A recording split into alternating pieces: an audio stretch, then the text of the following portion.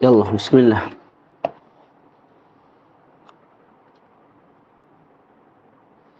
Bismillahirrahmanirrahim.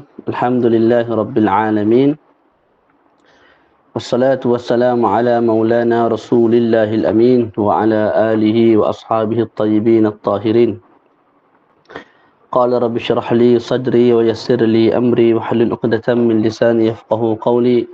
فنوينا التعلم والتعليم والتذكر والتذكير والنفع والانتفاع والإفادة والاستفادة والحث على التمسك بكتاب الله وسنة رسوله صلى الله عليه وآله وسلم والدلالة على الهدى ابتغاء مرضاته وثوابه وقربه سبحانه وتعالى. السلام عليكم ورحمة الله تعالى وبركاته. الحمد لله. Bersyukur kita kepada Allah Subhanahu wa Ta'ala, dengan limpah kurniaannya kita masih diberi kesempatan untuk sama-sama berkumpul pada malam ini bagi meneruskan sesi bacaan kitab Asy-Syama'ilul Muhammadiyah, satu kitab yang penting dalam membincangkan tentang peribadi Nabi SAW, sama ada pada sudut lahiriah ataupun batiniyah. Sudut rupa paras, bentuk badan Nabi, jumlah uban Nabi, style rambut Nabi, dan juga akhlak-akhlak baginda Nabi SAW. Jadi kita dah masuk Allahumma salli ala Muhammad pada bab yang ke-22. Kalau cetakan kitab Darul Minhaj, muka surat 240, hadis ke-130. Betul? Nah, kita baca, qala al-musannif rahimahullah wa nafa'ana bihi fid dharain amin. Babu ma jaa fi tukaati Rasulillah sallallahu alaihi wa alihi wasallam. Bab pada membincangkan tentang tukaah. Tukaah ni ialah ma yuttaka'u alaihi min wisadatin wa ghairiha mimma huji'a wa u'idda lidzalik. Tukaah maknanya benda yang kita bersandar di atasnya, daripada bantal, katil dan sebagainya. Benda tu kita panggil tukaatun, atau wazan lumazatun.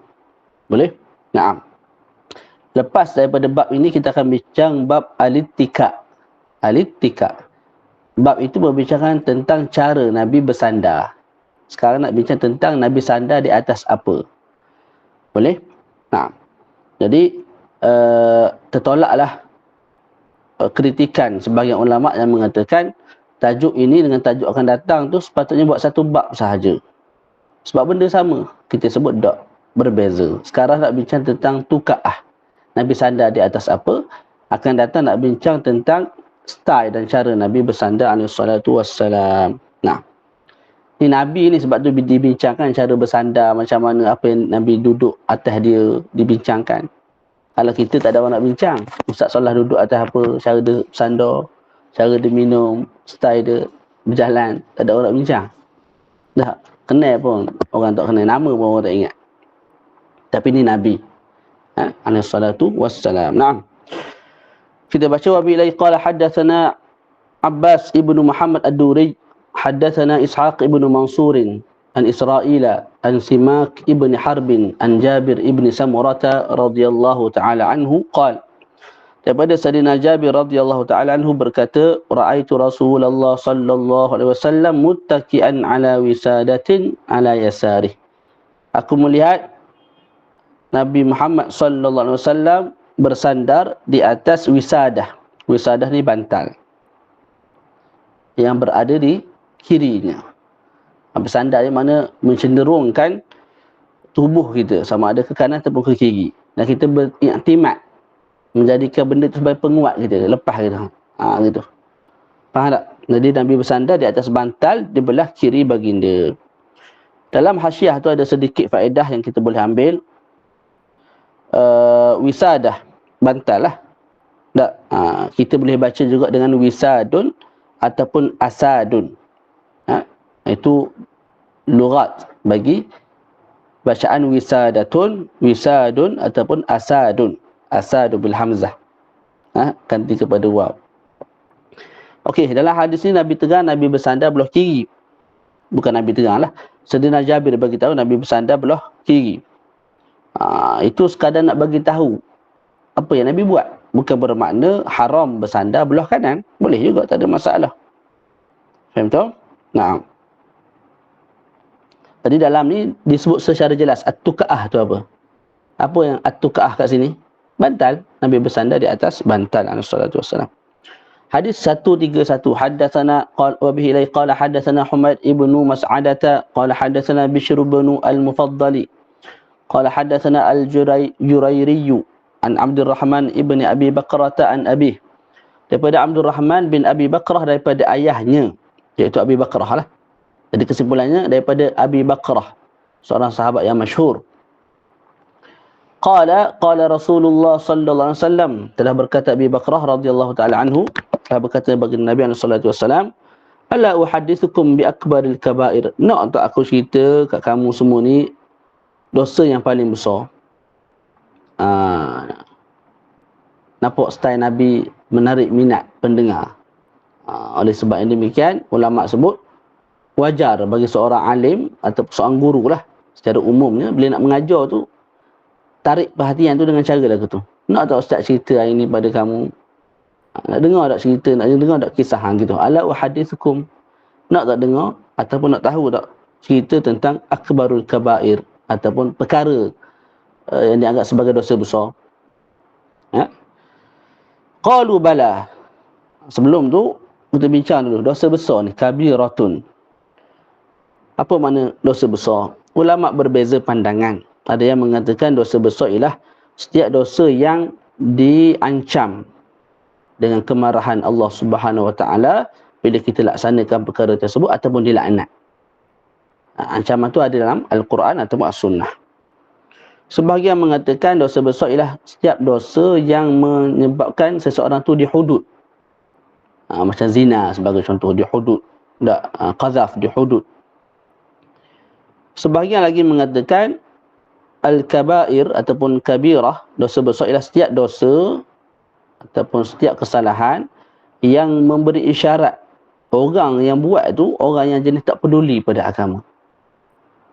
Apa-apa perkara dosa yang dia buat yang mengisyaratkan dan memberi faham dia tu orang jenis tak peduli agama, tak ambil kisah, maka itu dosa besar. Dan setiap daripada ta'rif itu ada kritikan oleh para ulama. Dekat bawah tu lah. Kita tak payah baca dah tu. Tak habis nanti. Tadi ala uhadithukum bi akbaril kabair. Nak tak aku cerita pada kamu dengan dosa-dosa yang besar? Qalu bala ya Rasulullah. Nak.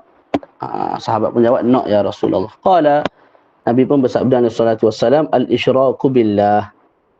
Kufur kepada Allah Subhanahu Wa Taala, syirik kepada Allah Subhanahu Wa Taala, maknanya menduakan Allah Taala. Wa uququl walidain, dan juga derhaka kepada ibu dan ayah. Apa makna derhaka? Maksud derhaka ialah kita buat satu perkara yang perkara tu boleh menyakiti ibu dan ayah kita, sama ada ucapan ataupun perbuatan. Dan perkara tu tak boleh dipikul oleh adat kebiasaan orang biasa. Faham tak? Uququl walidain, derhaka ialah bila mana kita buat kepada mak ayah kita satu perkara yang menyakiti mereka, sama ada dengan ucapan kita ataupun dengan perbuatan kita, dan perkara tu mimma la yuhtamalu adatan. Perkara tu perkara yang tak boleh dihadapi secara adat kebiasaan oleh orang yang dah berumur begitu. Tak. Jadi kalau ikutnya bukan sekali dua lah kita dah haka pada mak ayah ni, kalau ikut ta'rif ni. Dah banyak kali dah kita menyakiti hati mereka. Dia sama-sama lah kita minta ampun dengan mak ayah, di samping kita minta ampun kepada Allah Subhanahu Wa Taala. Okay, maksud mak ayah kat sini bukan mak ayah yang lahirkan kita semata, tak. Termasuklah atas. Maknanya atuk kita, nenek kita dan ke atas. Malah Imam Az-Zarkashi rahimahullah ta'ala mengatakan pak saudara, tak, sama ada belah mak ataupun belah ayah, juga dianggap sebagai al-walidain, mak ayah, yang tak boleh kita derhaka ke atas mereka. Cuma pandangan beliau tidak disokong oleh sesiapa. Nah,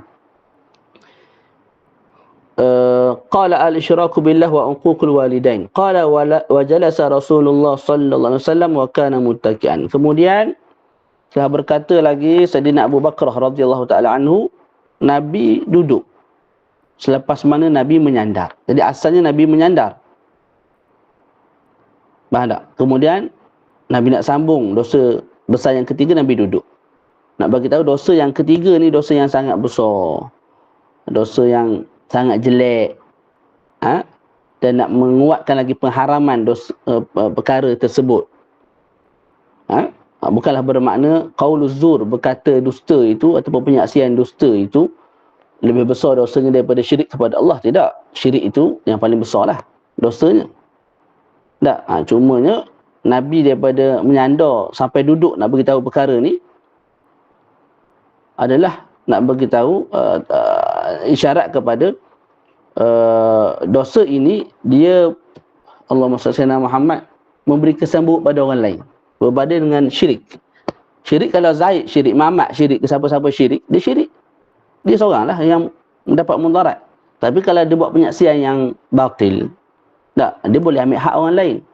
Ataupun dia menggugurkan hak orang lain. Jadi kesan buruk tu pergi pada orang lain. Atas dasar itu Nabi daripada menyandar, Nabi pun duduk. Sebelum Nabi sebut wa syahadatuz zur au qauluz zur. Boleh? Penyaksian yang dusta. Penyaksian yang dusta. Nah. Menipu lah maknanya. Penyaksian yang ada unsur penipuan untuk membatalkan hak orang lain ataupun untuk mengambil hak orang lain. Nah. Qala fama zala Rasulullah sallallahu alaihi wasallam yaquluha hatta qulna laitahu sakata. Jadi Sayyidina Abu Bakrah berkata lagi, Nabi sentiasa sebut wa syahadatuz zur wa syahadatuz zur wa syahadatuz zur wa syahadatuz zur. Sampailah kami sendiri, para sahabat, dalam hati kami berkata, alangkah baiknya kalau Nabi diam. Ini bukan bermaksud mereka benci Nabi ulang benda sama tu, tak. Dah tahu dah kan buat benda ulang. Bukan nak sahabat marah Nabi, tak. Kalau ada perasaan begitu, jatuh kufur tu. Maksud hatta qulna laitahu sakat, sehingga kami berkata dalam diri kami, alangkah baiknya Nabi diam, ialah kerana kami kesian tengok Nabi. Kami kasih dan kesian tengok Nabi tersakiti dengan menyebut perkataan yang sama sebagai satu inzar kepada umat. Itu maksud dia. Boleh? Supaya Nabi tidak tersakiti lah. Bila menyebut berulang kali perkara yang sama, atas dasar nak bagi umat ni faham dan menjauhi perkara tersebut. Nah. Daripada hadis ini kita boleh ambil faedah antara lain ialah bila kita bercakap ada kala perlu berulang. 2 kali, 3 kali. Sehinggalah pendengar tu rasa kasih kat kita. Rasa kesian kat kita. Sampai ke peringkat tu sebagaimana berlaku dalam hadis ini. Sahabat kasih dan kesian kat Nabi kerana mengulang perkara yang sama yang Nabi anggap perkara itu sangat-sangat penting. Nah. Seterusnya. Wa bi ilai qala hadatsana Qutaibah ibn Sa'id qala hadatsana Syarikun an Ali ibn al-Aqmari an Abi Juhayfah qala Rasulullah sallallahu alaihi wasallam ama ana fala akulu muttaki'a. Daripada Sayyidina Abi Juhayfah, beliau berkata, telah bersabda Nabi SAW, amma ana. Amma kat sini datang untuk takkid. Sesungguhnya aku. Maka aku tak makan secara bersandar. Makan secara menyandar. Aku tak makan menyandar. Dan aku makan duduk. Faham tu? Naam. Okey. Hikmah makan menyandar ni dihukum makruh adalah kerana itu perbuatan mutakabbirin, orang yang sombong. Nak makan nasi sandar gitu. Nasi mamuh ayam, mamuh daging. Tak nampak macam orang panggil koya takabur. Oleh yang demikian kalau kita ittija' mengereng. Faham tak? Kita mengereng atas lantai, atas lambung kanan, sambil-sambil tu makan nasi. Itu makruh. Cumanya kena ingat, benda-benda yang kecil-kecil, contoh macam coklat, Macam kek, tak, kacang. Yang tu tak ada masalah kita makan dalam keadaan kita menyandar ataupun mengereng sekalipun. Santai-santai borok sembang petang-petang tak. Ayah duduk dalam keadaan menyandar lagu tu, kita pun menyandar juga sembang. Pasal anak lah, pasal masalah tu masalah ni, sambil-sambil makan kacang. Tak, itu tak ada masalah.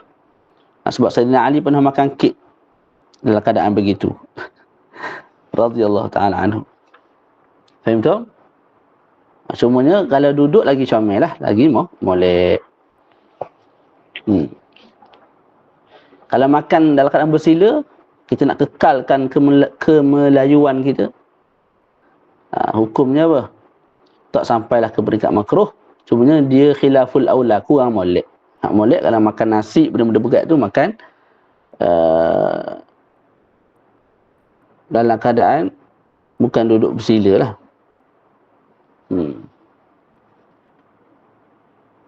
Allahu a'lam. Okey. Macam mana cara Nabi makan? Nabi duduk lagu mana? Nak buat pun susah ni. Nabi duduk atas lutut Nabi dalam keadaan fasunnatu an yaq'uda ala rukbatayhi wa dhuhuri qadamayhi aw yansiba ar-rijlu al-yumna wa yajlisa aw yansibu ar-rijla al-yumna wa yajlisu ala al-yusra. Begini. Buat susah ni. Kita punya apa? Lutut kita ni macam duduk tahiyat tu lah. Macam duduk tahiyat. Boleh tak? Nak buat apa susah? Macam duduk tahiyat. Mana lutut kita kena lantai. Lepas tu zahir kita punya kaki tu kan, dia ada tapak, ada zahir. Zahir tu kena tanah. Gitu makan.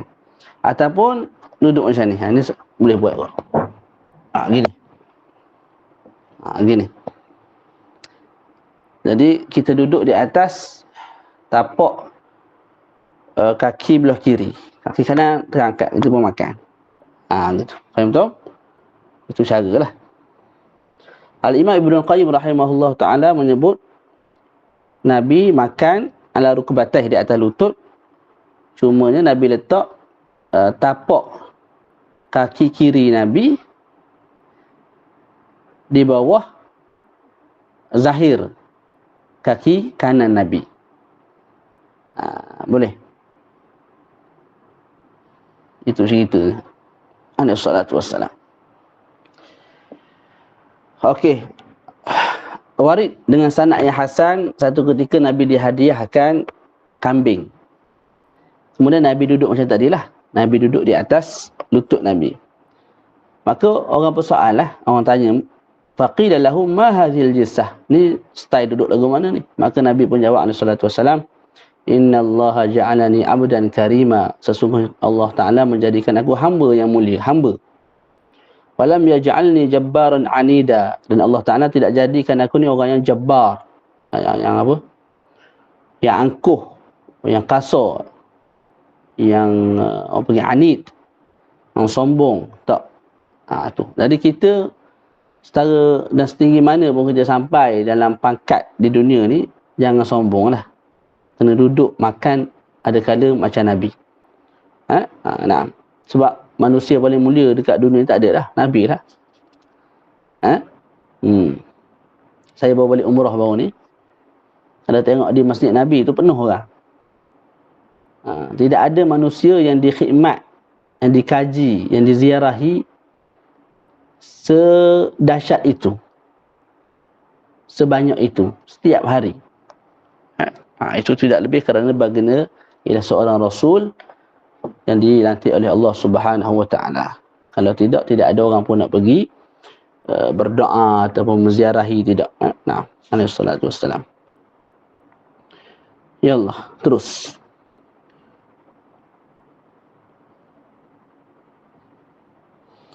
Okey. Kat sini dan juga hadis sebelum tu ada cerita tak tentang at-tukaah, tempat Nabi menyandar di atasnya, benda yang Nabi menyandar di atasnya? Tak ada. Betul tak? Tadi Nabi sebut hadis ke 131 tu, Nabi duduk selepas Nabi menyandar. Menyandar atas apa tak cerita. Hadis yang kita baca sekarang 132, Nabi sebut aku tak makan akan tak menyandar. Boleh. Sedangkan bab kita ni bincang tentang atas apakah Nabi menyandar. Yang demikian sebagian ulama kata bab ni patut letak bab akan datang. Hadis ni patut letak dalam bab akan datang. Bab yang menceritakan setai, cara Nabi menyandar. Sebab apa dalam ni tak sebut pun atuka'ah, barang yang Nabi menyandar di atasnya. Tapi sebagian ulama menjawab mudah je jawapannya, walaupun kita sebut baik lah. Nabi menyandar tu mesti ada benda yang Nabi menyandar di atasnya, walaupun tak disebut. Jadi sesuai lah tak dalam bab ni. Wah khalas, intahaina, selesai. Tak benda susah sangat. Tu sebagian ulama jawab lagu tu, walaupun kita sebut jawapan tu agak jauh lah.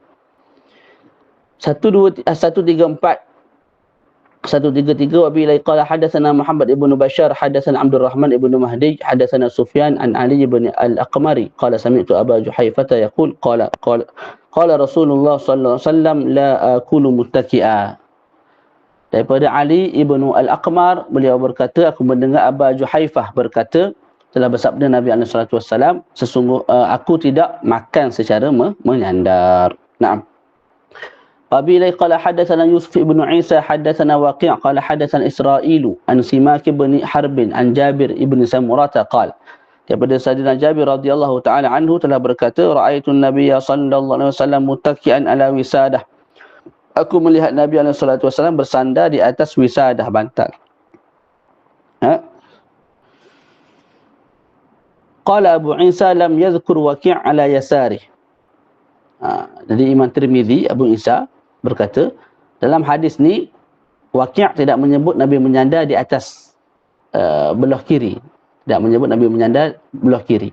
Wa hakadha rawa ghairu wahidin an Israila nahwa riwayat Waqi'. Dan begitulah riwayat-riwayat yang lain pun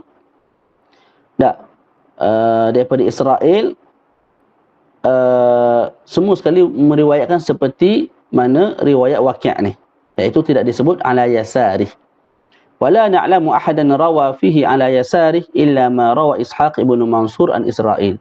Dan kata Imam Tirmizi, kami tidak mengetahui satu orang pun yang meriwayatkan hadis ini dengan menambah perkataan ala yasarih di atas kirinya ataupun belah kirinya, melainkan riwayat Ishaq ibn Mansur daripada Israel.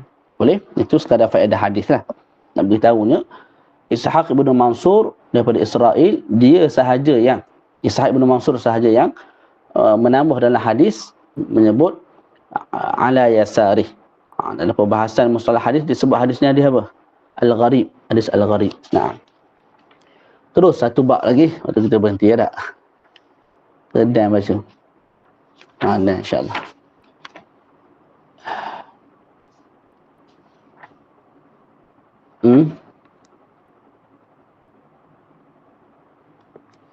Baca sikit lagi berhenti ya. Boleh, setengah jam insya-Allah. Ya Allah. Bismillah.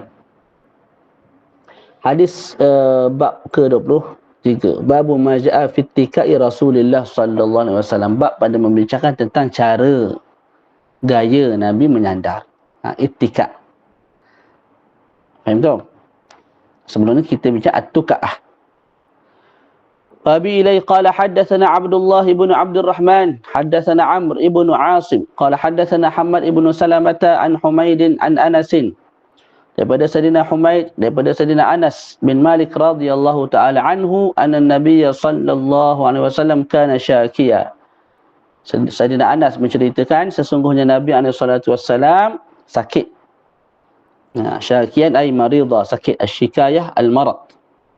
Fa kharaja yatawakka'u ala Usamah ibn Zaid. Maka Nabi keluar daripada rumahnya dalam keadaan menyandar dan beriktimad di atas Usamah bin Zaid. Jadi Usamah bin Zaid bagi tangan gitu, tak, Nabi pun pegang gitu untuk Nabi berdiri. Faham tak? Jadi asal Nabi duduk, Nabi nak bangun ketika tu tak larat sebab sakit. Maka Usamah bin Zaid bagi tangan Nabi pun pegang, Nabi pun, Sayyidina Usama bin Zaid pun bangun, Nabi pun bangun sekali. Alaihi salatu wassalam. Boleh? Jadi Nabi ni bersifat dengan sifat manusia lah. Ada kala sakit, ada kala demam, ada kala tu, dan ini nak tunjuk kepada kita kalau diuji dengan rasa begitu, maka kita tak perlu nak za'lan, bengang, sedih lampau-lampau sampai hilang pertimbangan, sebab manusia yang paling mulia pun diuji dengan perkara yang sama. Nah, baru ni ada sahabat share hadis daripada kitab Mishkatul Masabih. Hadis yang sangat memberi kesan lah kalau kita hayati. Dalam hadis tu Nabi sebut, ada kala seorang hamba tu bila Allah Ta'ala nak angkat kepada darajat yang tinggi, maka Allah Ta'ala akan uji dengan satu perkara yang dia tak pernah diuji dengan perkara tersebut. Sebab apa Allah Ta'ala uji tu?